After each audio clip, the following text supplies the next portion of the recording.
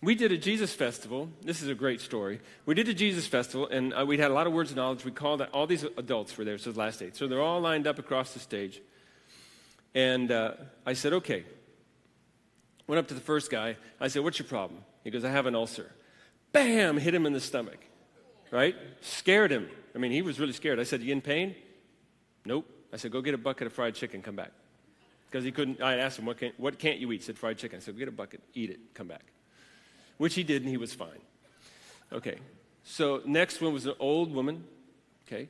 And I said, what's your problem, sweetheart? She goes, well, something was wrong with her leg, so I stomped on her foot. Now, see, this is coming like this. You got to do it before your mind gets in the way. Instantly healed. Every person, right down. I slapped one, hit one, whatever, right? So I come to the last guy. Now, you think about you're the last guy in that line. What is your mind doing? What are you thinking, right? So I come up to him, I say, what's your problem? He goes, well, I have a really bad back. I said, can you bend over? He goes, no. I said, just try. He got about this far. And then I put my hand on the back of his head and one in his belly, and I went, wham! Bent him over as hard as I could.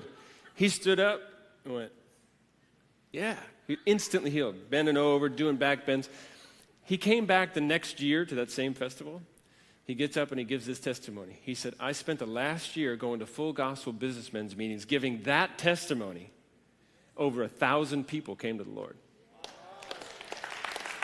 Yeah. Now,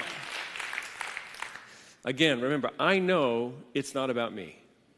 It is not about me. I have nothing in me other than the Holy Spirit.